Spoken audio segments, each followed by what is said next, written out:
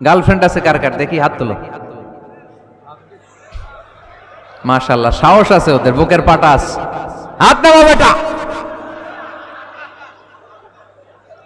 এই গার্লফ্রেন্ড বয়ফ্রেন্ডের সাথে আমাদের কোনো সম্পর্ক? আমরা বিয়ে করব। কি করব? বিয়ে করব। চেয়ারম্যান সাহেব বিয়ে করাই দিন এগুলারে, আপনার দায়িত্বে দিয়ে গেলাম। এই গার্লফ্রেন্ড বয়ফ্রেন্ড এগুলো ইসলামের কালচার নয়। বিয়ের চেয়ে ভালো কাজ পৃথিবীতে হতে পারে? বিয়ে করতে গেলেই বাপে বলে আগে নিজের পায়ে দাঁড়া। তো এতদিন ও কার পায়ে দাঁড়াইছে? ছেলে মেয়েদেরকে সাহস দেন, ছেলেও পড়বে। ওই যে একজন চিল্লান দিয়ে উঠছে, ওর কমন পড়ছে। কমন পড়ছে, মাশাআল্লাহ। গার্ডিয়ানরা যারা আছেন ওদের দুঃখ কষ্ট একটু বুঝছেন আপনারা, মিলাই দিয়েন ওদেরকে, বিয়ের পিড়িতে বসায় দিয়েন।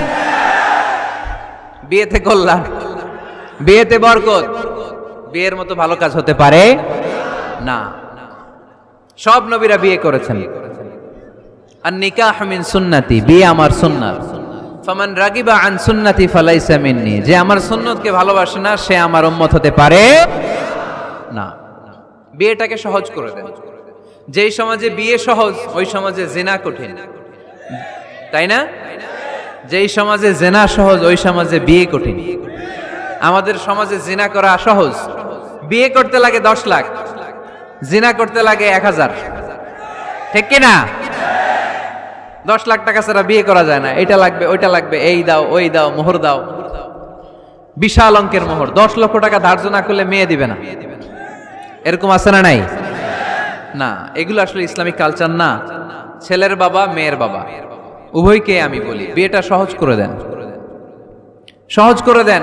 ছেলে পড়াশোনা করুক, সমস্যা নাই, মেয়েও পড়ুক, কিন্তু তারা পবিত্রভাবে তাদের সম্পর্ককে মেনটেন করুক, ঠিক কিনা?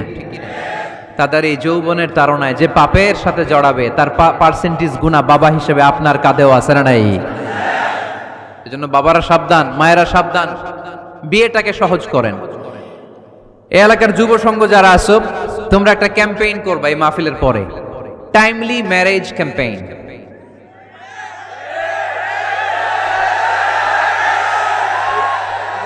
টাইমলি ম্যারেজ ক্যাম্পেইন, সময় মতো বিয়ে দিতে হবে, দেরি করা যাবে। বাপ মা বুঝে না, একজনকে হুজুর আব্বাই বুঝে না। গার্ডিয়ান যারা আছেন একটু সদয় হন। ওরা যে পাপের সাথে, পাপের রাস্তা যে ওরা চিনে যাচ্ছে, পাপের পথে যে জড়িয়ে যাচ্ছে, আল্লাহর সুপ্রিম কোর্টের কাঠগড়ায় আসামি করে আল্লাহ সেদিন আপনারে দাঁড় করাবে। আল্লাযীনা হুম লিফুরুজিহিম হাফিজুন, দে গার্ড देयर প্রাইভেটস। মুকদ্দামাতুল হারামে হারাম, এট এ গ্ল্যান্স। একটা নারীর দিকে চোখ পড়ে যাওয়া এটা হারাম না, কিন্তু এই চোখ পড়ার কারণে এটা জেনার দিকে নিয়ে যাবে, এজন্য এটাকেও হারাম করেছে কে? মুকদ্দামাতুল হারামে হারাম, এই নজরটা বড় খারাপ। আন-নাযার সাহামুন মাসমুমুন মিন সিহামি ইবলিস, এই নজর হচ্ছে শয়তানের বিষ মাখানো তীরের মধ্যে থেকে একটা ভয়ঙ্কর তীর। এই তীর দিয়ে শয়তান যুবক আর যুবতীদেরকে কাবু করে ফেলে। আমরা শয়তানের হাতে ধরা দিতে চাই না, আমরা বিয়ের মতো পবিত্র বন্ধনে আবদ্ধ হতে চাই, ঠিক কি না?